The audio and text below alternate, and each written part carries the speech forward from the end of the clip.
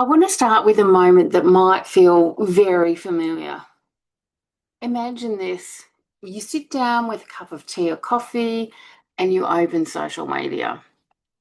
Maybe you're feeling quite good about things. You've been thinking about your coaching business. You have ideas. Maybe you've even been planning to post something. And then you start scrolling. You see someone announcing a brand new program. Another person is celebrating a sold out launch. Someone else is sharing screenshots of client results.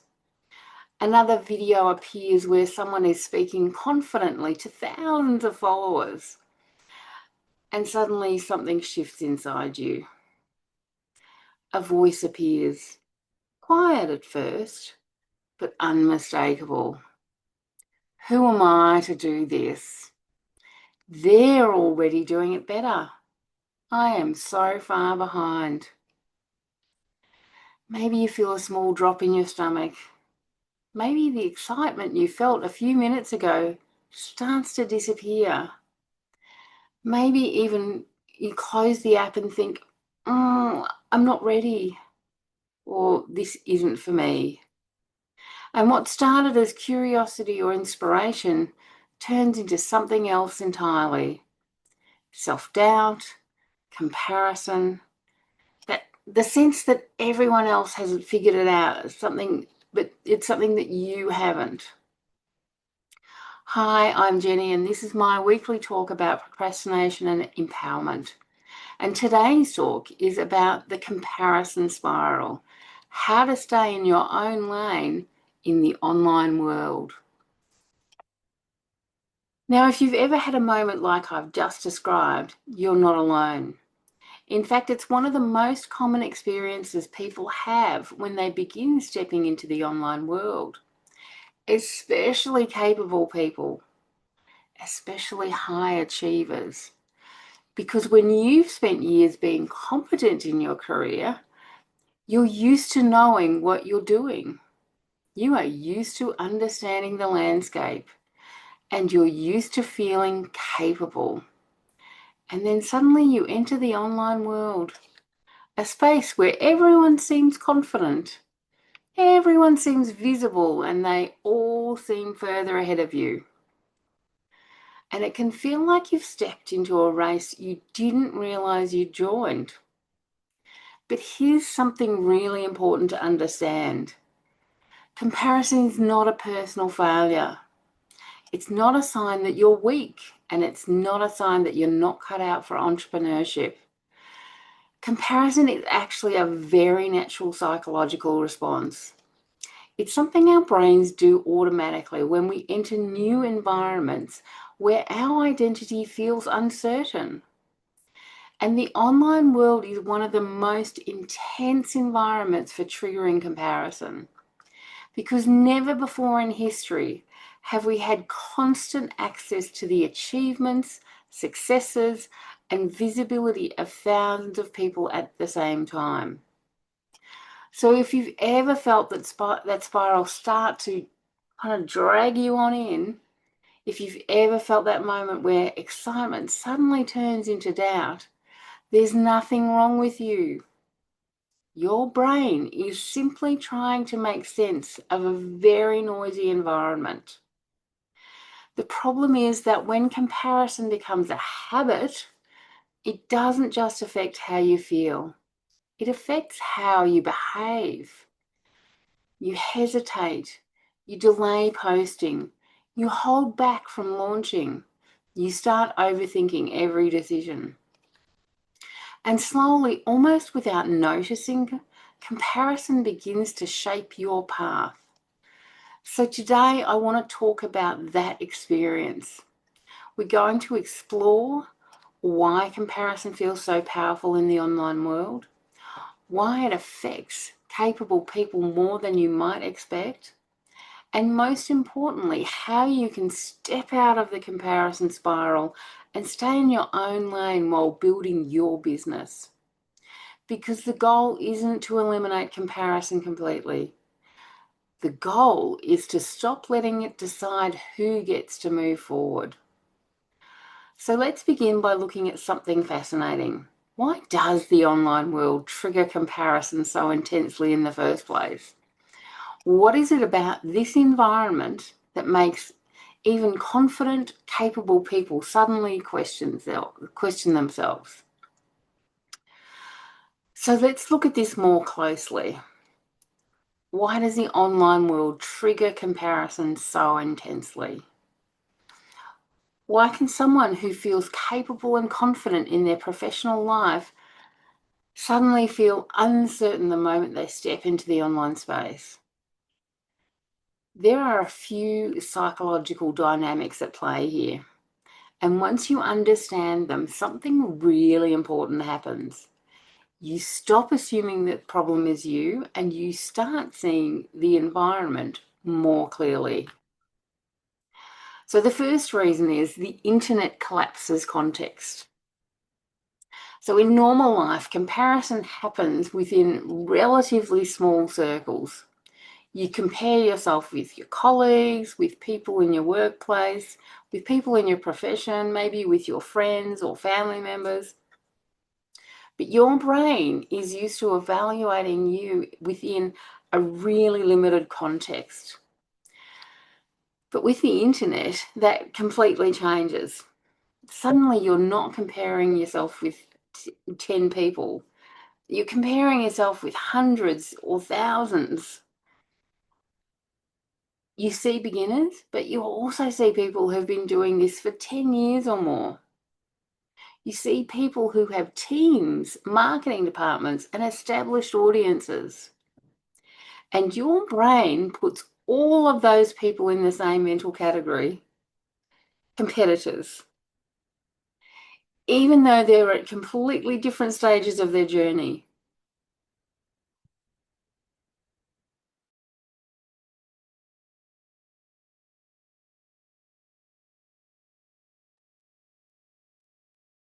So what happens? Someone who started their business 2 months ago might be comparing themselves with someone who has spent a decade building theirs. And because the online world flattens context, your brain reads that as I'm behind. When in reality, you're simply at a different chapter. The second reason is you're seeing highlight reels. Another powerful factor is something we all intellectually understand but then emotionally forget. Online, we mostly see highlights. People share successful launches, client wins, testimonials, milestones, number of followers, but they rarely share the other side. The failed launches, the quiet months, the posts that no one commented on, the days when they questioned everything. So what happens is this. You're comparing your behind the scenes experience with someone else's highlight reel. And that comparison will almost always make you feel like you're falling short because you are seeing the most polished moments of their journey while living inside the messy reality of your own. The third reason is identity vulnerability. And this is perhaps the most powerful reason comparison hits so hard. And it's something that's deeper. It's your identity. When you enter the online world as a new entrepreneur, your identity as an entrepreneur is still forming. You may have spent years, even decades, building a professional identity where you felt competent and respected. You knew the rules. You knew how to perform well. You knew how to succeed. And then suddenly you step into an entirely new environment, a space where the rules are different, where visibility matters and is so essential, where you're learning new skills. and where you're asking yourself questions like, do I belong here? Am I good enough to do this? What if people judge me? And in psychology, we sometimes refer to this as identity vulnerability. When your sense of who you are in a particular environment hasn't fully stabilized yet, and when identity is vulnerable, comparison becomes much louder. Your brain is constantly scanning the environment for signals. Where do I fit? Am I doing this right? Am I good enough to be here? And every time you see someone who appears more confident, more successful, or further ahead, that question gets triggered again and again. Now, here's where this becomes really important. Comparison doesn't just affect how you feel, it affects what you do. Because when comparison triggers self-doubt, your subconscious naturally tries to protect you. And it might tell you something like, wait until you're more ready. Learn a bit more first. Watch how others do it. So you hesitate. You delay posting. You hold back from launching. You start overthinking everything. And before you realize it, comparison has quietly pulled you into something much deeper, a psychological loop, a pattern that feeds on itself. And that is what I call the comparison spiral. It's a pattern that begins with a moment of comparison and can end with someone slowly stepping back from the very path they wanted to pursue.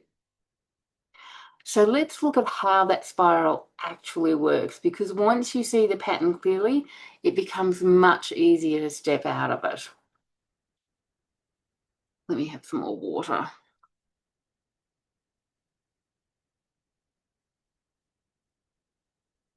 So let's talk about what actually happens once comparison gets triggered. Because comparison rarely stays as a single moment. It tends to pull people into a pattern, a spiral.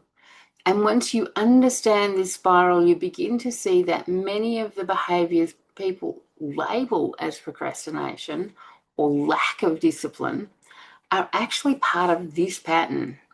So let's walk through it step by step.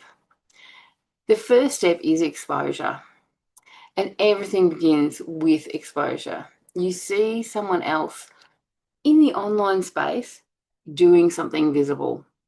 Maybe they're sharing a confident video, maybe they're announcing a program, maybe they're celebrating a successful launch. Or maybe they simply look comfortable doing something you are still building the courage to do. And initially, that exposure might even feel inspiring. You might think, oh my God, that's interesting. That's possible. I'd like to do that too. But then something subtle shifts and you go into step 2, which is self-doubt.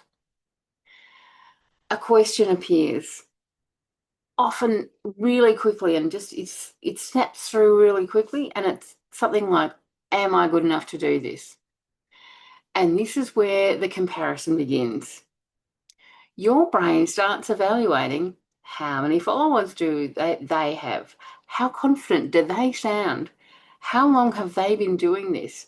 How polished is their message? And almost automatically, your brain begins measuring you against them. Now, remember what we talked about earlier. Your brain doesn't see the full context. It doesn't know their timeline. It doesn't know their years of experience. It simply sees someone who looks further ahead. And that measurement begins to create self-doubt. The third step is identity threat.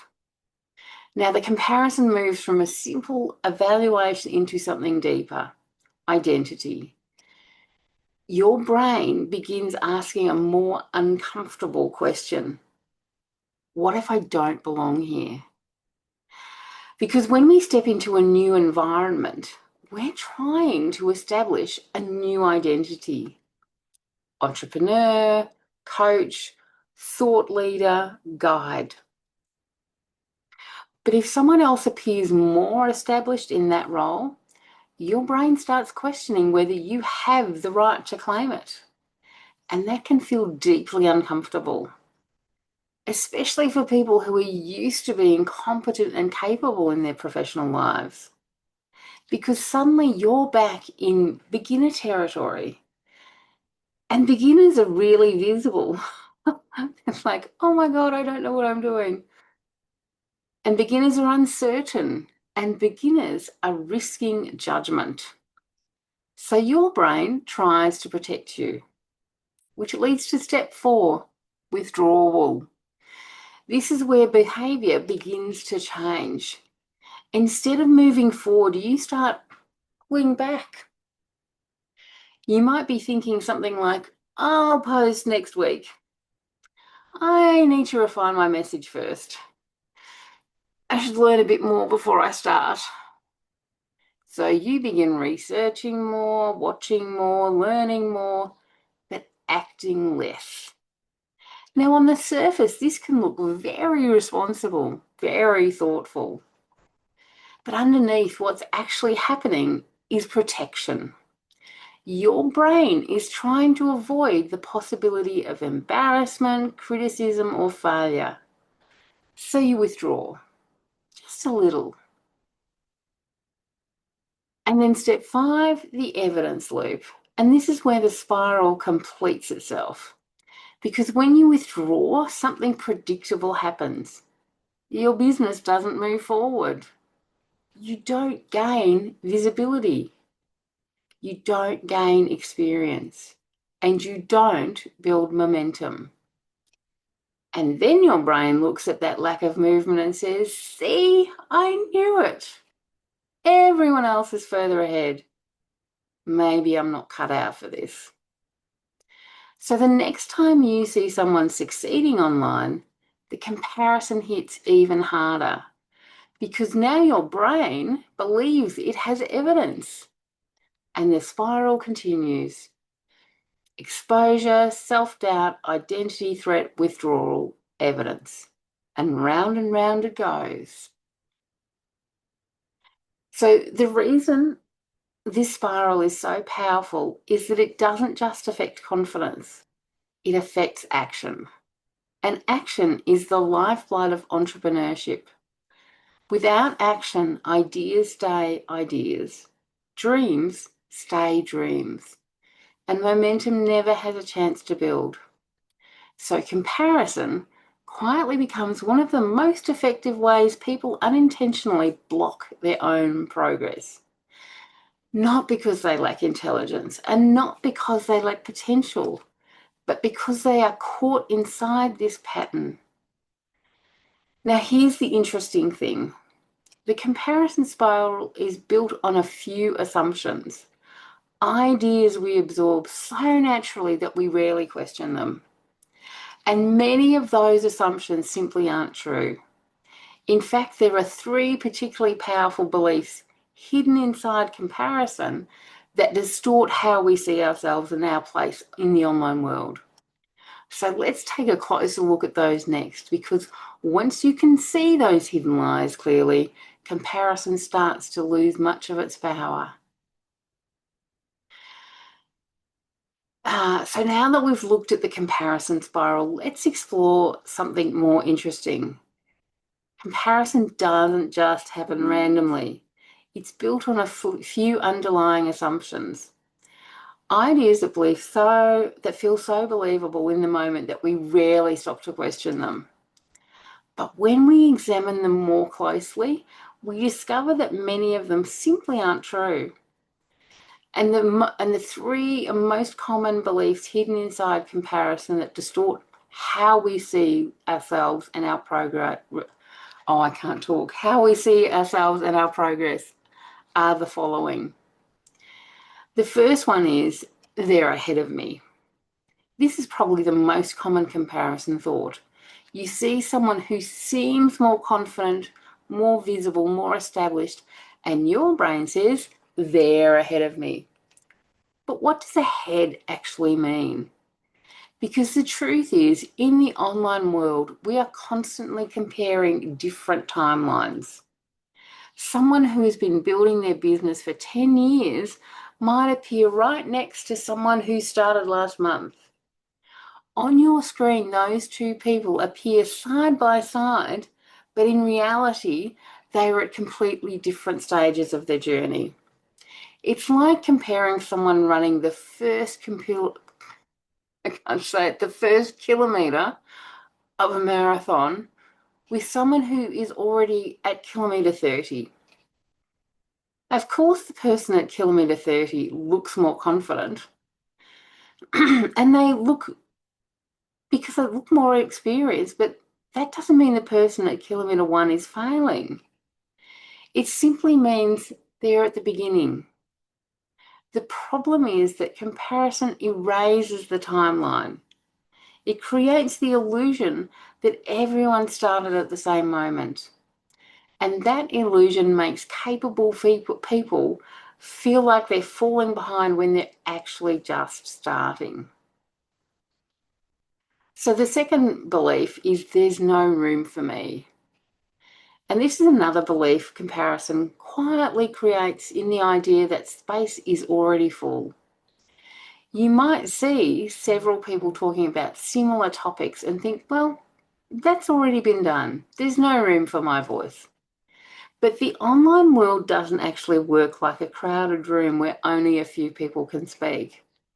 It works more like a vast landscape of perspectives.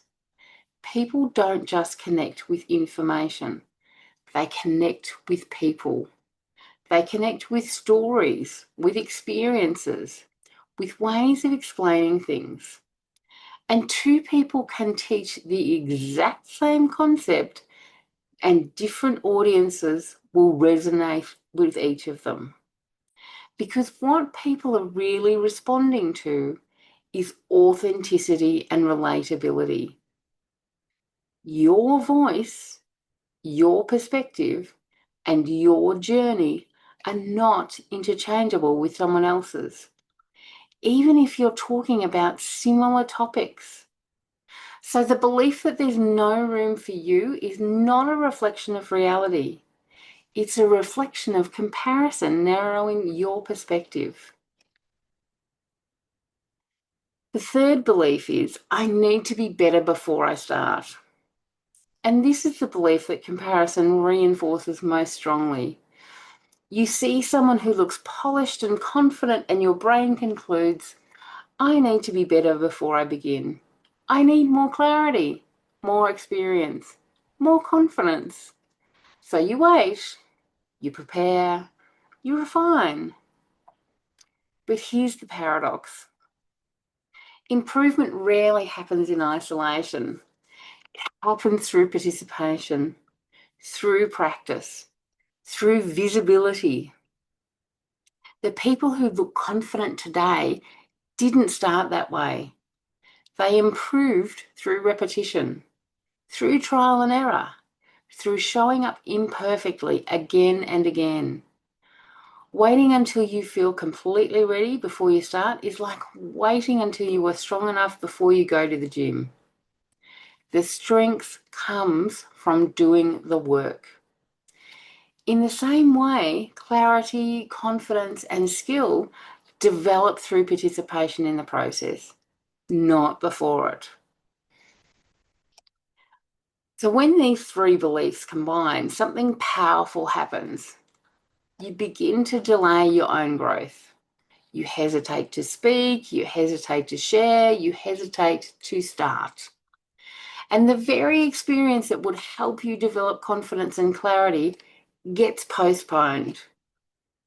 That's why comparison can quietly slow down the progress of incredibly capable people, not because they lack talent, but because they've absorbed ideas that tell them that they should wait. So if comparison is built on distorted assumptions, the question becomes, how do we change our relationship with it?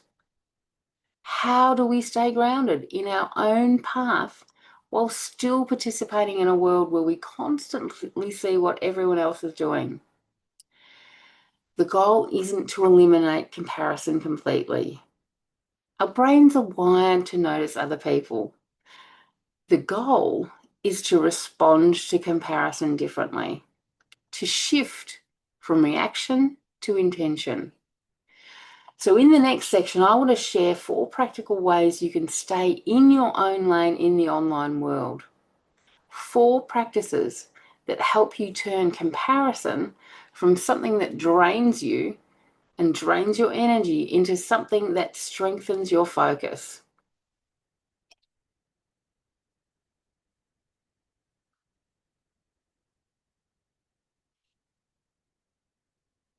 Now that we've unpacked the comparison spiral and the hidden beliefs that are driving it, the next question becomes, how do you actually stay in your own lane in the online world? Because the reality is, comparison will still happen. You will still see other people's posts. You will still see other people launching programs, gaining followers, and sharing wins. And the goal isn't to eliminate comparison entirely. The goal here is to change how you respond to it, to move from reaction to intention. So here are the 4 practices that I promised. The first one is turn comparison into data. The first practice is to stop treating comparison as a verdict and instead treat it as information. Often when we compare ourselves to someone else, the immediate interpretation is, I'm not good enough. But that interpretation shuts down curiosity. So the next time you notice comparison starting, try asking a different question. What specifically am I noticing here? Maybe you admire how clearly someone explains their ideas. Maybe you notice the confidence in their delivery. Maybe you're drawn to the way they structure their message. So instead of turning that observation into self-criticism, you can turn it into learning. And you might say something like, that's interesting. I'd like to develop that skill. Or, I really like the clarity of that message. So when you approach comparison with curiosity rather than judgment, it stops being a threat. It becomes information, and information can be useful. The second practice is protect your creative space. So this practice is something that many entrepreneurs learn the hard way. Limit input during creation. When you are constantly consuming other people's content while trying to create your own, your brain becomes crowded. Every idea starts to sound like someone else's. Every sentence gets second-guessed, and every post feels inadequate compared to something you saw 5 minutes ago. So one of the most powerful habits you can build is this: create first, consume later.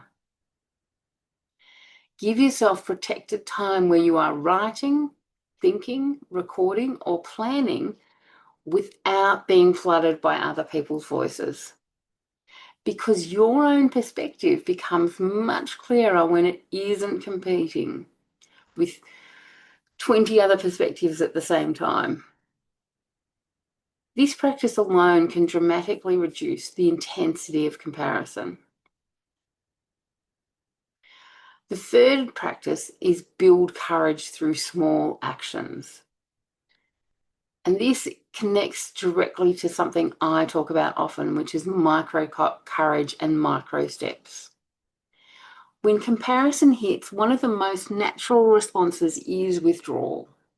You delay posting, you hold back from sharing an idea, you tell yourself you'll wait until you feel more confident. But the problem is that waiting rarely builds confidence. Action builds confidence. And that action doesn't have to be dramatic. It can be small.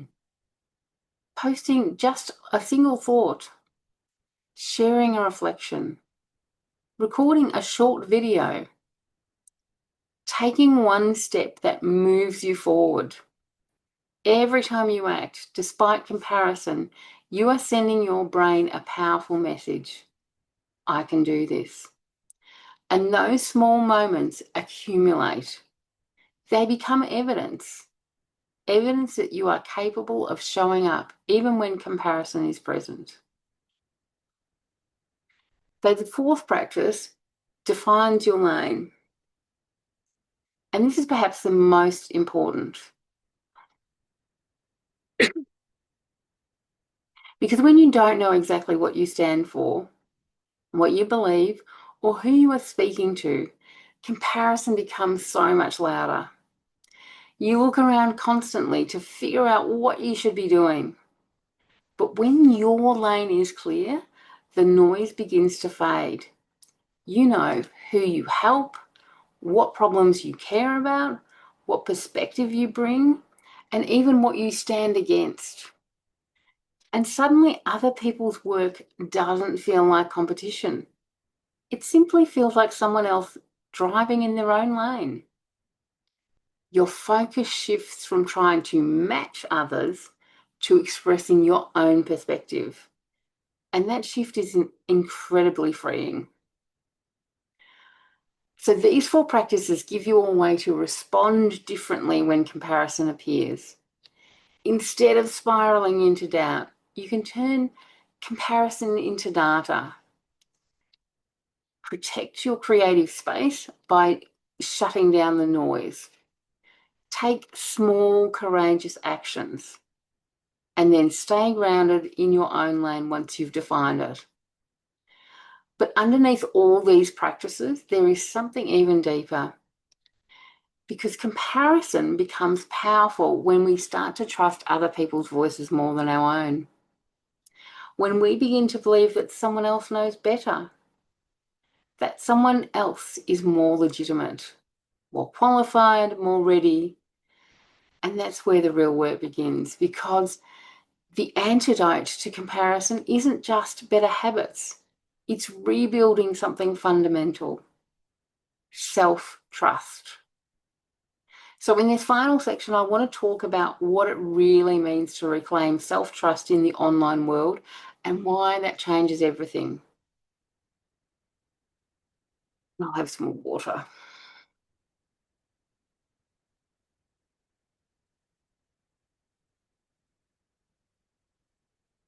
As we come towards the end of this conversation about comparison, I want to bring us to something deeper. Because while comparison may look like the problem on the surface, often what it's really revealing is something else: a gap in self-trust. Comparison becomes powerful when we start believing that other people's voices are more valid than our own. When we start assuming that someone else knows better, that someone else is more qualified, more legitimate, more ready. And slowly, almost without noticing, we begin outsourcing our authority. We look outward to decide what we should say, how we should show up, what our message should sound like, what our business should look like.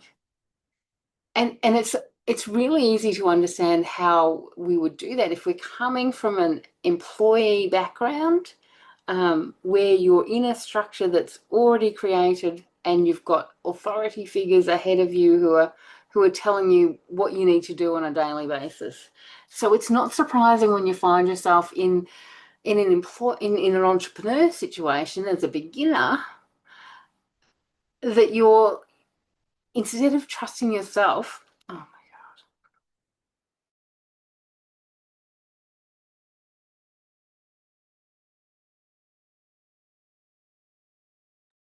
sorry about that. So when you're in the entrepreneur space as a beginner and you're having to rely solely on you, but you're used to being in a structure with other people ahead of you or above you telling you what to do, that you look outside and you look to people who seem to be ahead of you for that advice or structure or whatever it is you're looking for. So entrepreneurship asks something very different of it. It asks us to lead, not just externally, but internally. Because when you build a business, there is no one above you confirming that every decision is correct. There's no manager approving your direction. There's no promotional panel deciding whether you're ready for the next level. There's just you, your judgment, your voice, your perspective. And it can feel very unsettling at first because it's new and different, especially if you spent years or decades in environments where approval and validation came from outside of you. But over time, something powerful begins to happen.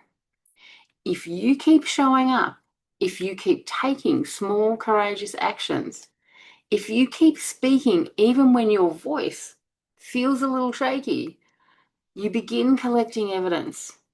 Evidence that you can trust yourself. Evidence that you can make decisions. Evidence that you can learn, adapt, and grow. And slowly, that evidence reveals something incredibly important: internal authority.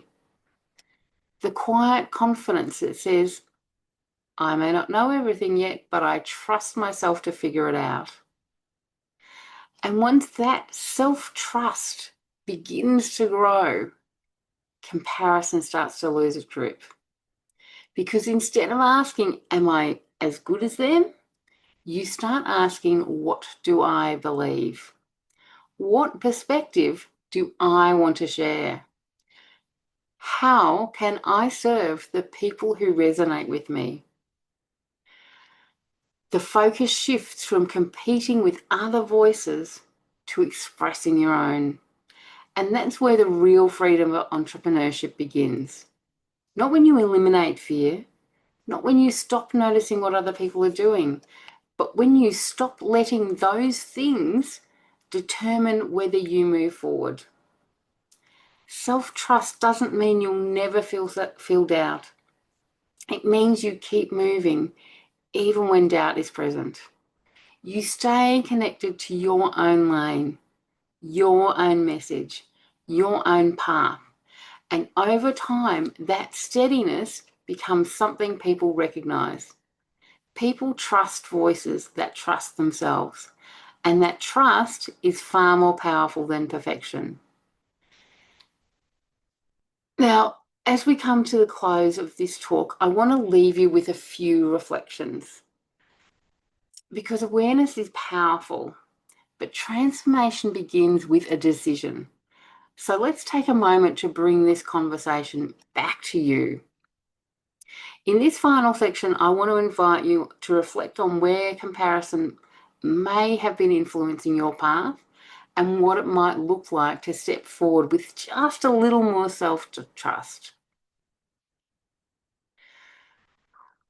So as we come to the end of this talk, I want to leave you with a few reflections, because while we've talked today about comparison and about the spiral it can create and about ways to stay grounded in your own lane, ultimately this conversation isn't really about social media.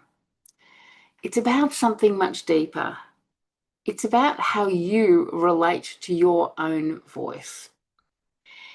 In a world where we are constantly exposed to what everyone else is doing, it becomes very easy to forget that your perspective matters, that your experiences matter, that the way you see and explain things can help someone else in ways you might not even realize yet. Comparison tries to convince us that our voice only has value if it's bigger and if it's louder or more polished than someone else's. But that's not how meaningful work actually spreads. Meaningful work spreads because someone speaks honestly. Someone shares something real. Someone shows up before they feel completely ready. and the right people recognize themselves in that voice. So before we finish today, I'd like to invite you to reflect on something. Think about a moment recently when comparison made you hesitate. Maybe it stopped you from sharing an idea. Maybe it made you question whether you should start something. Maybe it made you hold back your voice. Now imagine responding to that moment slightly differently. Not with perfect confidence, not with complete certainty, but with just a little more self-trust. What might that look like? Maybe it means sharing one idea you've been holding back. Maybe it means posting something imperfect. Maybe it means taking one small step towards something you've been thinking about for a long time. Entrepreneurship rarely moves forward through giant leaps. More often, it moves forward through small, courageous actions repeated over time. Those actions build experience, and experience builds confidence. And eventually, confidence builds momentum. That journey is exactly what I guide women through in my work. It's through a framework called the Courageous Pathway. I help capable professionals move from hesitation and self-doubt into courageous action and self-trust. Not through pressure, not through reckless leaps outside their comfort zone. And no gritting of teeth is involved. It's through small, intentional steps that gradually build the confidence to be seen, to share their voice, and to create the work they feel called to do. So if today's conversation resonated with you, if you recognize yourself somewhere in the comparison spiral, then my invitation to you is simple. Start where you are. Stay in your lane and take one small, courageous step forward. Because the online world doesn't need another perfect voice. It needs more real ones. And the people who are meant to hear your message are not comparing you with everyone else. They are simply waiting to recognize themselves in what you have to say. Thank you for coming along and listening to my talk today.